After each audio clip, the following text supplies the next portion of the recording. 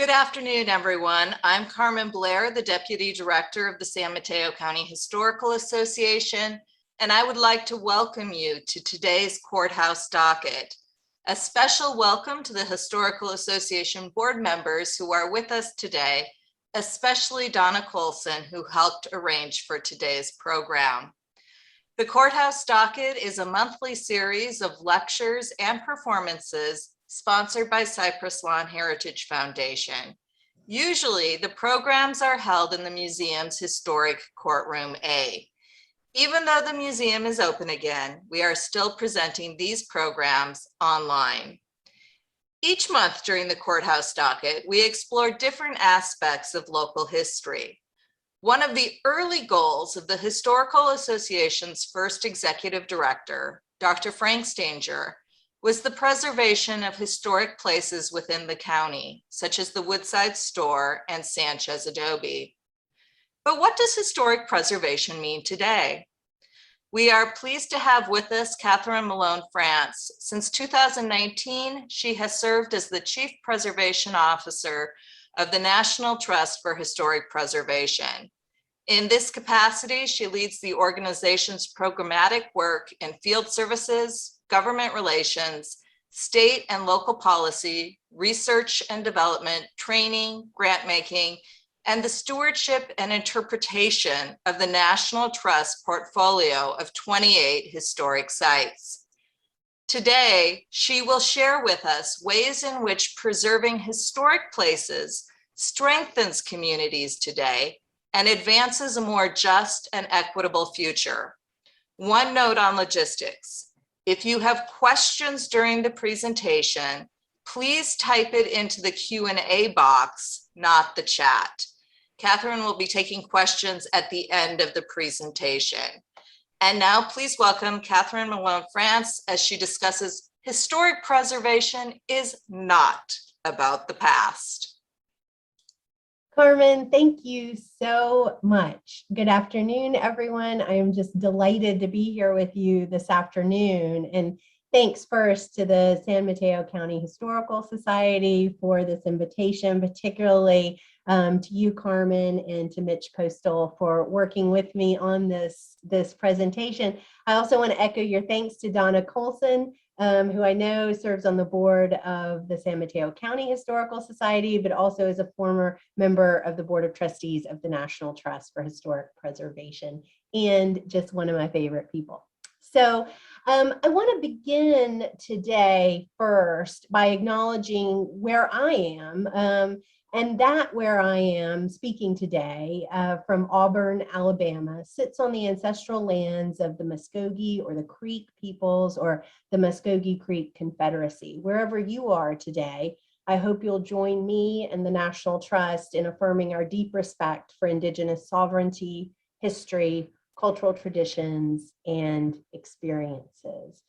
Again, I also want to say a big thank you to the San Mateo County Historical Society for your work in preserving historic places and artifacts and activating them to tell stories of the peninsula from the original native peoples through today's inhabitants. These stories are important not just to people on the peninsula, but they're important in the history of California and in our shared history of our country.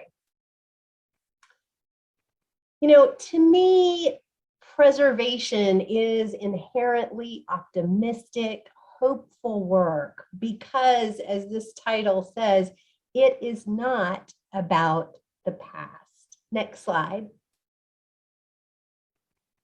Preservation is about the future that we are building together.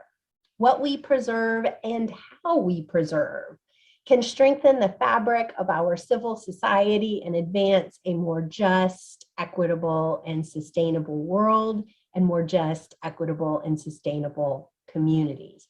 Now, this work is happening all across the country, and it represents a tremendously important evolution for the preservation movement as it becomes more inclusive and more relevant. So as I was talking with Mitch and with Carmen and getting ready for this, I thought I'd highlight some examples from California of this work of how stewarding historic places and their stories is building a better future, but also some places around the world, around the country, that the National Trust is working with as well. So a mixture of California places and some other places. Next slide. But I want to start with a very special place right there in San Mateo County, which is, of course, beautiful Philoly. Now, as you know, or may know, the National Trust was bequeathed the house and the gardens at Philoly by Mrs. Lurleen Roth, who was also, of course, a benefactor of the San Mateo County Historical Society. And since 1977, Philoly has been operated as a public historic site by our co-stewardship partner, the Philoly Center. We are very grateful for this direct connection to San Mateo County and for our long co-stewardship partnership with the Philoly Center. The ongoing evolution of Philoly, though, as a historic site really exemplifies how the creative and inclusive stewardship of a historic site can help to build a better future. Just a few current examples of this at Philoly. You know, Philoly has always been, of course, a place of beauty and respite, but never more so during the pandemic, when it has played this role, but played this role for a growing and inclusive community. Also, you know, Pride at Philoly was founded by two of the visitor services staff members in 2018 because they wanted their visitors to share in the inclusive and welcoming experience that they felt as LGBTQIA+ staff at Philoly. And now that has grown into a new tradition at Philoly, where there are multiple days of family and queer-friendly programming each June. And then, of course, there's the fruitful garden. As the fruits and vegetables at Philoly reach their harvest peak, the horticulture team gets them ready for village harvest to donate to food banks around the Bay Area. And Philoly donates between 2,000 and 5,000 pounds of fruits and vegetables every year. And lastly, this Stories of Resilience exhibition that Philoly has been doing over really, I think, the past year, sharing the stories of individuals and identity groups who overcame injustices and played important roles at the property or were historically excluded from performing at or working at Philoly. And this exhibition, so creatively done throughout the house and the garden, is a way in which Philoly is really restoring these important stories. And that brings me to the aspect of preservation that I really want to focus on today: restoring stories. Next slide, please. You know, an important part of restoring a building is searching for those elements that have been obscured or overlooked or covered over and bringing them back, uncovering them and celebrating them, because without them, the building isn't everything that it could be. And our shared history as a country is the same way. There are incredibly important stories that have been covered over and neglected and ignored. And without them, we aren't as beautiful and as real and as strong as we could be. But thankfully, historic places like Philoly and like the place I'm about to talk about, the Farnsworth House, hold their stories in tangible, objective, and powerful ways. Despite what we might ignore or overlook, historic places tell us the truth. They tell us the truth about ourselves. So I want to just share a couple of examples of this work from our National Trust historic sites beyond Philoly. One of the ones I really want to share first is the Farnsworth House. It's a modernist icon located in Plano, Illinois. It's designed by Mies van der Rohe, and it is tremendously important in the history of modern architecture. It was recently named one of the 3 most significant post-war structures in the world by a panel of experts assembled by the New York Times. It is literally a house that changed the way we think about houses. As such, It is a pilgrimage site, and architecture students and architecture devotees across the world say the name the Farnsworth House in very reverential tones. And yet, until recently, very few of them knew who the Farnsworth in the Farnsworth House was. It's Edith Farnsworth, who you see here. She was an extraordinary woman, but her story had been obscured and dismissed and overlooked at the very home she commissioned. She was a classically trained violinist. She was a research physician on the faculty of the University of Chicago, and she also carved out a sort of later in life professional niche as a translator of Italian poetry. She was also passionate about modern design, and she had both the financial resources and the vision to provide Mies van der Rohe with his first commission constructed on American soil, her country home on the banks of the Fox River. However, most scholarship on the house, including our own interpretation of it at the National Trust, tended to falsely dismiss her as infatuated with Mies and bitter about cost overruns on the project, neither of which are actually the truth. So just before the pandemic began, we began the work of restoring the story of Edith Farnsworth by bringing her furniture first back to the house.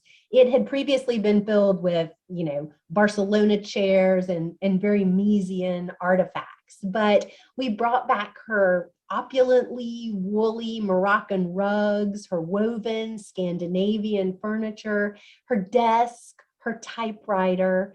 And suddenly it was an entirely different place. Warmer, more humble, more real, restored.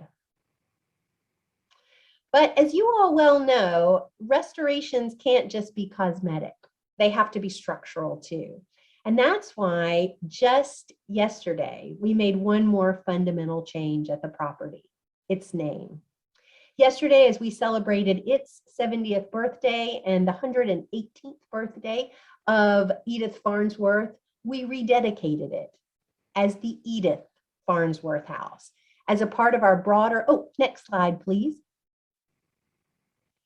The Edith Farnsworth House as a part of our broader campaign for where women made history, to identify, honor, and elevate places across the country where women have changed their communities and changed the world.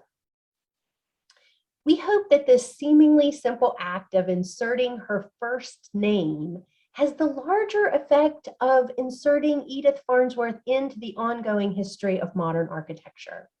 The Edith Farnsworth House has always been a place of barrier-breaking ideas, and its rededication carries that legacy forward, I think, in meaningful ways. Doing this not only acknowledges the important role of Edith Farnsworth, but it also demonstrates that historic sites can and must continue to evolve. And we hope this can be a model and an inspiration for other places as they restore their stories. Next slide. Now, we're also at the National Trust engaged in this work of restoring stories at places associated with the enslavement of human beings by other human beings across our portfolio of National Trust historic sites. Of the 28 historic sites around the country that are in our portfolio, 11 of them have histories associated with the practice of slavery in the 19th and 18th centuries. They are actually a surprisingly diverse group. They include a house of worship in New England, urban homes, countryside estates and plantations in the mid-Atlantic and the Deep South, and an Adobe home in Monterey, California. Working in close collaboration with our own AfricanAmerican Cultural Heritage Action Fund at the National Trust, these buildings, their connected artifacts, documents, cemeteries, slave dwellings, and landscapes can be used to explore and to restore a vast range of powerful human stories. Next slide. So I want to talk just about one of these places and the work that we are doing there, the Shadows on the Teche in New Iberia, Louisiana. We are completely reimagining this site to be to more fully and more truthfully restore the stories of the Weeks family, the people who owned the property, the people that they enslaved, and the larger community of New Iberia and Iberia Parish. Now, the history of the Shadows extends far beyond the columned mansion that you see here and the members of the Weeks family, who were wealthy sugar planters who owned the property again from 1834 until 1958. As really the seat of an enormous sugarcane plantation that stretched for miles, the story of the Shadows belongs to the individuals who were enslaved on that site and in those sugarcane fields, and to their descendants as much as it does to the Weeks family. It's the story of the people who settled along the banks of the Teche, the Bayou Teche, to reap the benefits of and then later exploit the richness of its soil. It's the story of the people who built and preserved this unique home and who toiled under a brutal system of enslavement in the sugarcane fields, building wealth, but also building the community, culture, and customs that continue to define the Bayou Teche region. So our reimagining of this site has taken a couple of different forms. First of all, an entirely new daily tour that restores the stories of the women, Black and white, free and enslaved, who were actually the primary figures in the site's history. And again, this is not a special tour we've added on. This is the new core tour. Those women include Mary Weeks, who you see here, who took an active role in the operation of this vast plantation after her husband's death in 1834. Louisa O'Brien, who was a woman enslaved by Mary Weeks, who worked as the housekeeper and who really oversaw the day-to-day operations of the Shadows and the household. Lucinda, a woman who was enslaved by Mary Weeks' son, Alfred Weeks. She successfully self-emancipated, as you see documented here in this advertisement, and she was never recaptured. Charity, a skilled seamstress who you also see here, who resided at the Shadows during the Union Army's occupation on the eve of emancipation. In addition to this tour, we also wanted these restored stories to live digitally as well. So we also created an extensive story map, a digital story map called Beyond the Shadows, that excavates and connects these restored stories from the first indigenous people who settled the area to the present day, and an approach much like what the San Mateo County Historical Society has done in defining their scope. Next slide. Now, the arts are also, though, playing a key role in this restoration of stories at the Shadows. Nationally acclaimed playwright Eva Baeza is now completing her second residency at the Shadows, funded by the National Endowment for the Arts and the African-American Cultural Heritage Action Fund at the National Trust. Her first work, which you see being performed here in the bottom left, restored the story of legendary jazz trumpeter Bunk Johnson, who worked in the gardens at the Shadows in between touring the country as an acclaimed jazz musician in the early 20th century. For her second commission, which Eva is wrapping up right now, she created a community playwriting workshop. And you see the members of that here in the center, and then they pivoted to online during the pandemic. And the 9 plays that they wrote about African-American history in Iberia Parish, entitled The African Shadows on the Teche, will debut at the property in early 2022. Next slide. And lastly, working in collaboration with our longtime partner, the Iberia African-American Historical Society, which has actually shared space with us in our visitor center at the site for some time, we've recently received a grant from the Institute of Museum and Library Services to digitize the site's collection. These collections include rare stereoscope images of African Americans, some of which you see here, and other items such as the homespun garment you also see here, which was likely worn by a child who was enslaved at the Shadows. But we also want to address the tremendous absences in the collections at the Shadows and other cultural institutions in Iberia Parish. So we are creating a community collections hub in the visitor center at the Shadows, along with the Iberia African-American Historical Society, where the local community can bring their own family archives and other collections items to be digitized, and they can learn about collections care through workshops. Again, all with the goal of further restoring the true stories of this community. Next slide.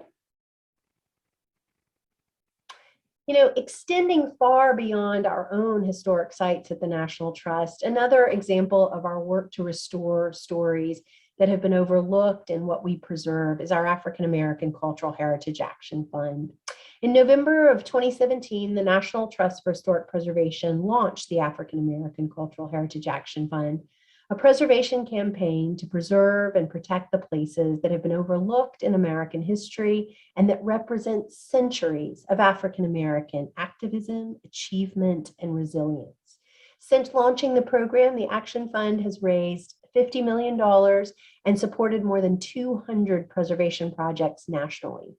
It is the largest campaign ever undertaken in support of African American historic sites, and we are partnering with and empowering Black and diverse communities to expand the American story. A transformative gift of $20 million from Mackenzie Scott and Dan Jewett earlier this year means we will be able to make immediate investments to grow this work and support more communities and more places, but also that we'll be able to sustain this important work forever at the National Trust. Next slide. One of the most important components of the African American Cultural Heritage Action Fund is its national grant program. Through these grants, we've supported a number of projects, but I wanted to highlight a few from California. In the most recent round of grants, we provided a grant to the city of Sacramento, California, for a citywide historic context study and survey to identify and interpret historic places that focus on the Black American experience in Sacramento from the city's early history to its recent past. At the Oakland Public Library, one of our AACHAF grants will support much needed structural repairs to the historic building in order to protect the significant collection of documents related to Black history in California and the West. Our grant making through the AACHAF in California in previous years has also included a grant to help restore the Founders Church of Religious Science, which was designed in 1959 by the renowned African-American architect Paul Revere Williams, who was the first Black architect in the American Institute of Architects. The McGee Avenue Baptist Church and Stewart Street Apartments in Berkeley was a 2019 recipient, and those funds went to turn the Stewart Street Apartments into an affordable housing co-op. We've also funded projects to interpret the stories of Buffalo soldiers at Yosemite, and to support the Wilfendale Club and its historic building. It is the oldest African-American women's club in Los Angeles, founded in 1954 by Fannie Williams and Della Williams, who was the wife of architect Paul R. Williams, to create a women's club there in Los Angeles that is still functioning today. Next slide. So finally, I've talked about our historic sites and I've talked a little bit about our grant making work, but the third way in which I think we are using preservation at the National Trust to build a better world is through our advocacy. And I want to talk again about how it's sort of focused on restoring stories that have been overlooked or obscured or ignored. So the 11 most endangered historic places list for the past 30 years has been our largest annual advocacy campaign. And in that time, we've listed over 300 sites and less than 5% of them have been lost, I'm pleased to say. Now here you see the 2021 list. And we did not set out with this goal, but we go through an extensive application and vetting process. And in the end, every site on the list was associated with stories of Black, Indigenous, Latinx, or Asian American people. Now, again, we did not set out with this goal, which I think makes it all the more powerful that this is where we ended up. It is a vivid demonstration of the disproportionate threats that are faced by historic places that tell our full history. And so I started, as the list came together, I started thinking how much of a demonstration has the 11 most been of the urgency of the threats that these places that tell our full history are facing. And so I looked back, and the previous year in 2020, 10 of the 11 most endangered sites were connected to either women or communities of color. Since 2018, the majority of the places on the 11 most list every year have been associated with women or communities of color. Further back, over the past decade, 55%, more than half of the places included on the 11 most list have been associated with women or communities of color. Again, it's a powerful demonstration that these places are at risk. They're a vitally important part of our shared history, but they've been left out of what is designated, funded, protected, and highlighted. But dedicated preservationists all over the country are fighting for them. And we work through the 11 most to draw attention to these places, their stories, again, the people fighting for them, and the preservation-based solutions that can ensure that they're not going to be lost. Because if they are lost, we are lesser as a country for that. So let's talk about a few of these places from the 11 most endangered list that are in California. Next slide. So in 2020, we listed this property on the 11 most, the Harada House in Riverside, California.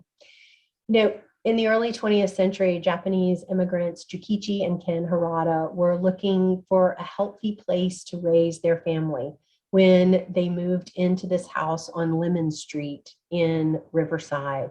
They owned a restaurant downtown in Riverside, and they set about to raise their family here. But in doing so, and in the very act of owning this house, the Harada family challenged the California Alien Land Law of 1913, which prevented foreigners who were ineligible for citizenship to own property. And they won a landmark Superior Court decision in their favor. So this place really tells an important story of an early and a successful challenge to the restrictive anti-immigration and racist property laws. And that is an incredibly important story to tell, but it's not the only story at the Harada House. The Harada House also, as you see here, holds a piece of historic fabric on which a powerful story is written and must be preserved. And that is what you see here, that a 17-year-old Harold Harada scrawled on the wall on a May Saturday morning in 1942, when his family was forcibly removed from their house and incarcerated in internment camps. Jukichi and Ken Harada would die in one of those camps, and the 17-year-old Harold would actually go on to serve in the 442nd Infantry Regiment of American soldiers of Japanese ancestry. The Harada children returned to this house after the war, and Harold's sister, Sumi Harada, maintained ownership until she died in 2000. Today, the property is owned by the Museum of Riverside, by the city of Riverside. And following the 11 most endangered listing, I'm delighted to say that the restoration of the Harada House and its stories is proceeding very well. The Harada House was allocated a $7 million allocation in the California state budget earlier this year for that restoration of the house and of the visitor center next door. So the restoration of these stories and of the place is moving forward. Next slide.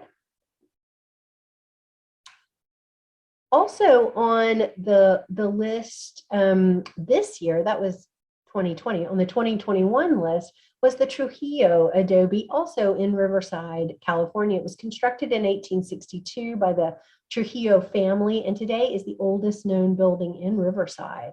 It really tells the story of migration and settlement in inland Southern California. Lorenzo Trujillo, who built the adobe in what was then, of course, a part of Mexico, was a Genesaro, or one of many Native Americans who were captured, sometimes held in slavery, sometimes baptized, and raised by Spanish colonists.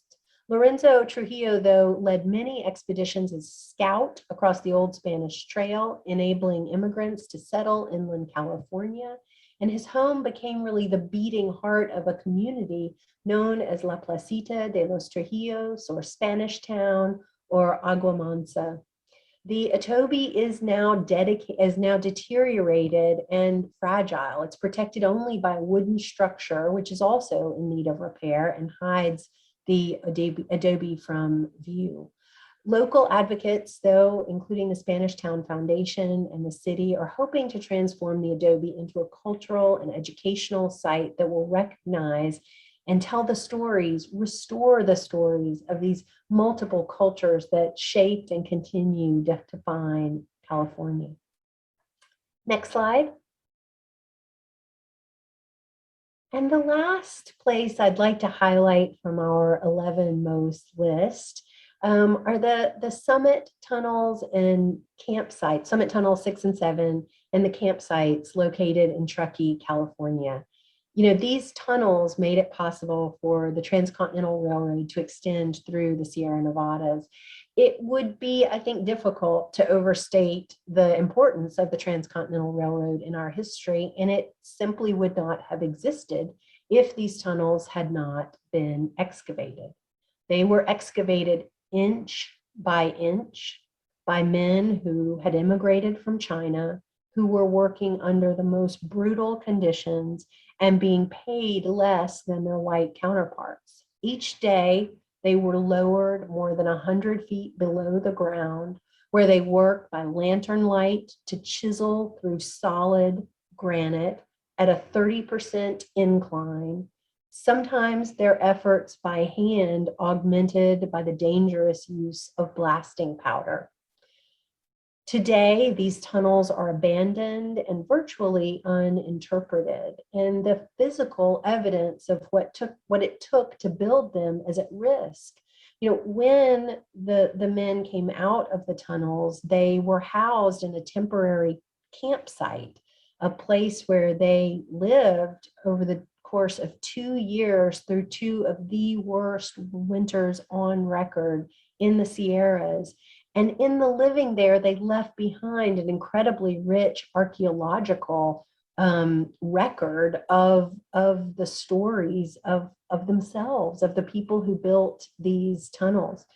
And those stories are at risk here. Now, currently, the National Park Service is preparing a nomination for the tunnels to be designated as National Historic Landmarks, and doing so with the support of the 1882 Foundation, also works to interpret their history, and the National Forest Service. Next slide. So I want to end today by talking about 2 ways that I hope you might engage with us at the National Trust. First of all, a new grant opportunity, money. We think it's really important to bring new funding to this work of restoring stories. So with tremendous support from the National Endowment for the Humanities, we have just launched a new grant program to support work in the 4 categories that you see here. We expect to give between 60 and 80 grants of $25,000 and $50,000 each. They do not have to be matched, that will help preserve and interpret historic places of importance to communities that are currently underrepresented in the historic places that our country collectively preserves and interprets. Now, the deadline for these applications is December the 15th, and I am very hopeful we're going to see some great applications from California. And I'll provide more information just in a second about how to get information about these grants. But I really encourage not only the Historical Society, but anybody out there who might have an idea for a program to consider applying for these grants. Nonprofits are eligible, of course, historic sites and historical societies, but also city and county and state governments are eligible, along with academic institutions.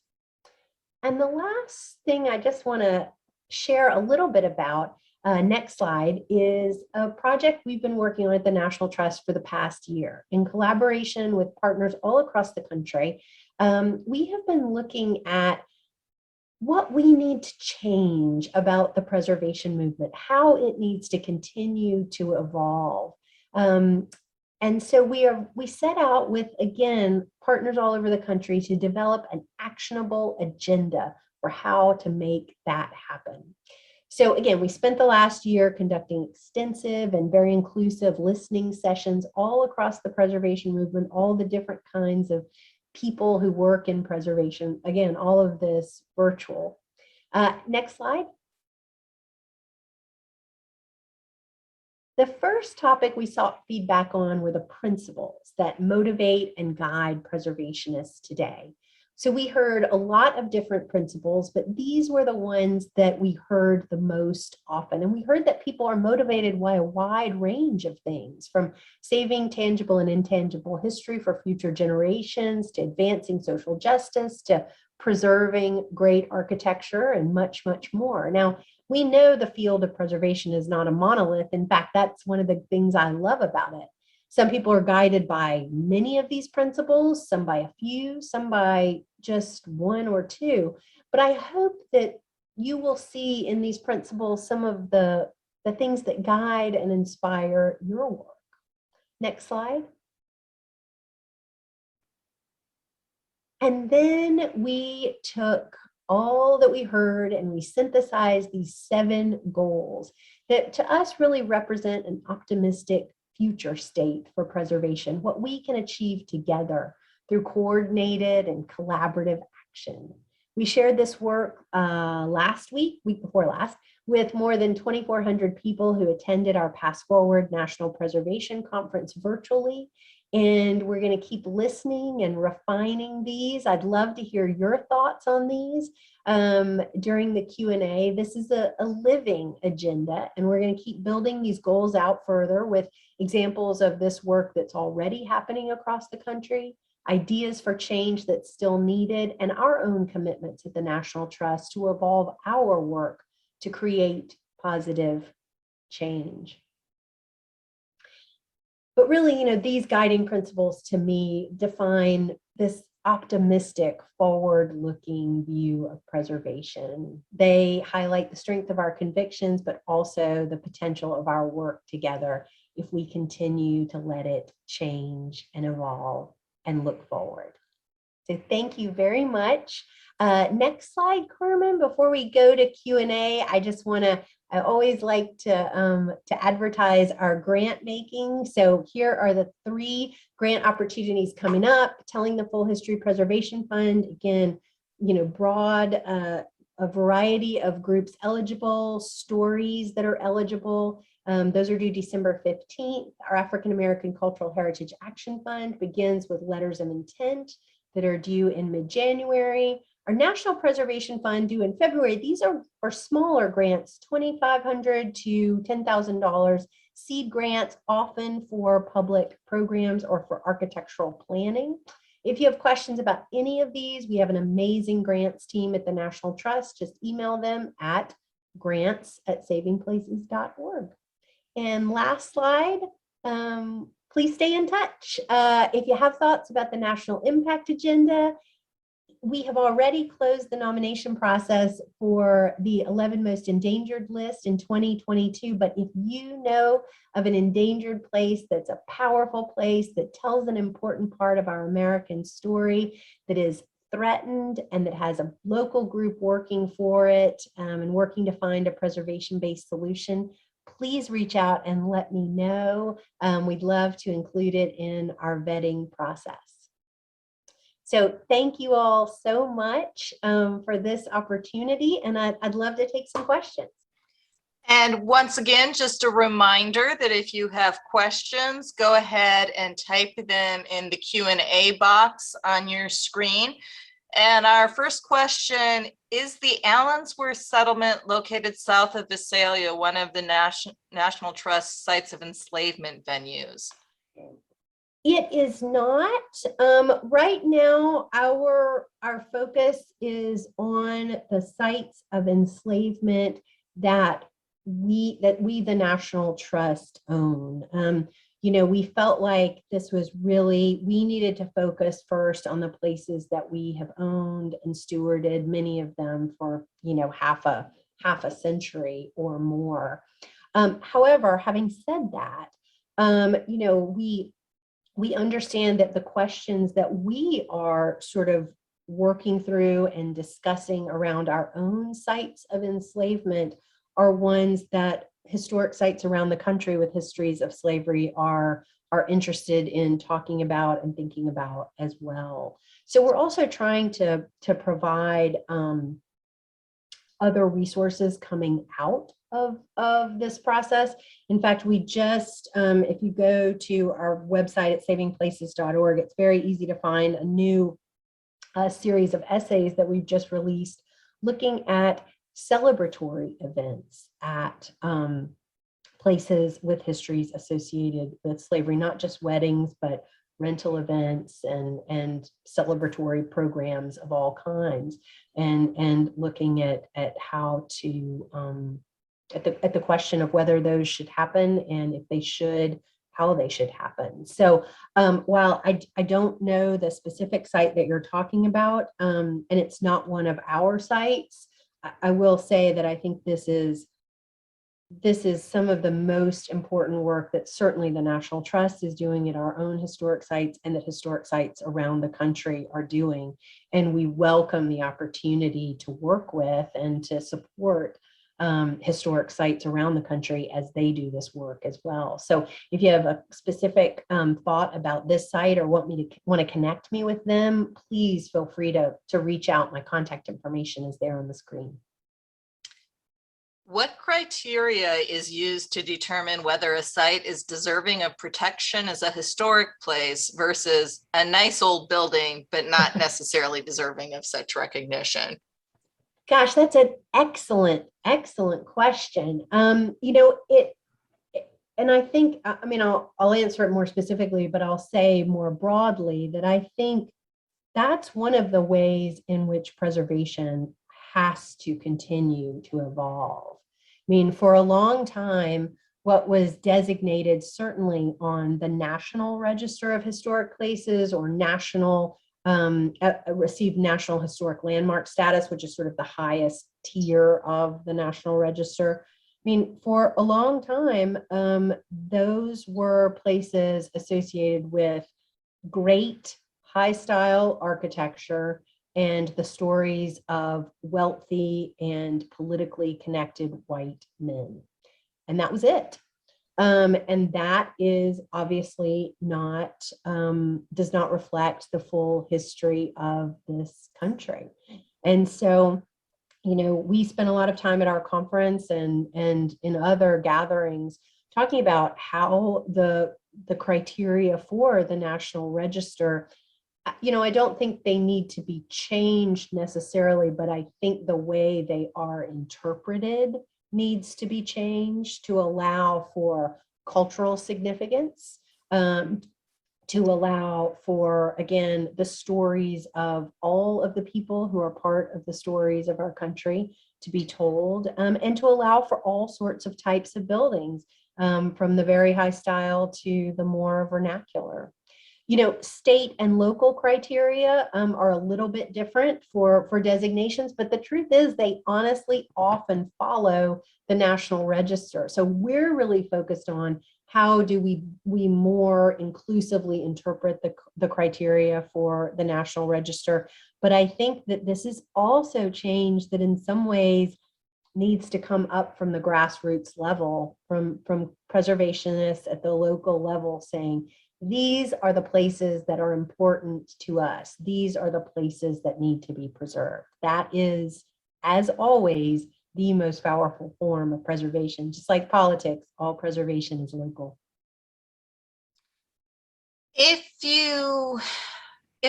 there's a site that is usually looked at the history of the owners of the property, how do you start finding those stories of the people who worked at the sites or might have lived there? How do you find that information? Well, that's an excellent question, and I'll offer two sort of answers. First of all, you know, I think that that's one of the places where, and you know, talking to a historical society, I think that's one of the places where archival collections are so important.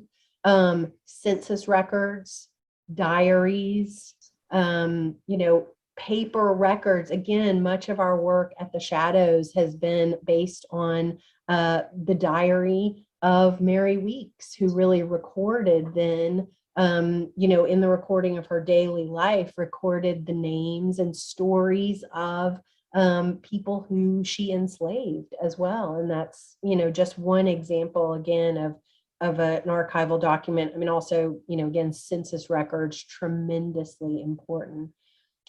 But the other, so that's kind of I think that's the archival answer, right? That's the documentary answer. But I think there's also a human answer. And that is families and descendants of those people. You know, I don't think you can, and I said this a little bit as I was talking about the Shadows, I don't think you can interpret the full history of these places and the people who worked in them without their descendants being part of that, whether we're talking about the descendants of people who were enslaved by other people at these places, or we're talking about the descendants of people who worked there. You know, families hold these stories, sometimes just in oral traditions, but they hold these stories just like places. And these are their legacies too. And so I think that is, you know, that is an incredibly important part of this restoring of stories.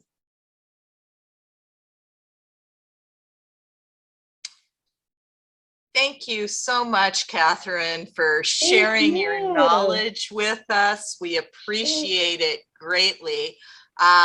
Just a couple of notes for everyone. I am often asked about recordings of our presentations. Starting tomorrow, I will have this presentation up on our Courthouse Docket page of our website under previously on the Courthouse Docket.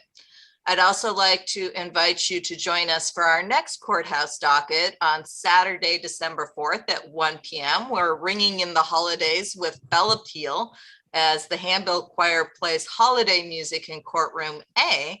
And then on January 22nd, the docket continues as Dr. Laura Jones discusses recent research into the records of our own Woodside store.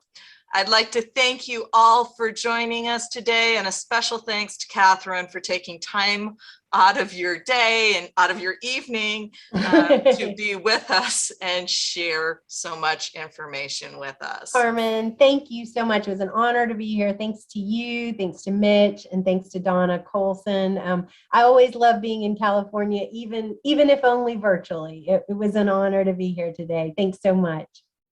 Thank you, and have a good evening. Take care. Thanks, everyone.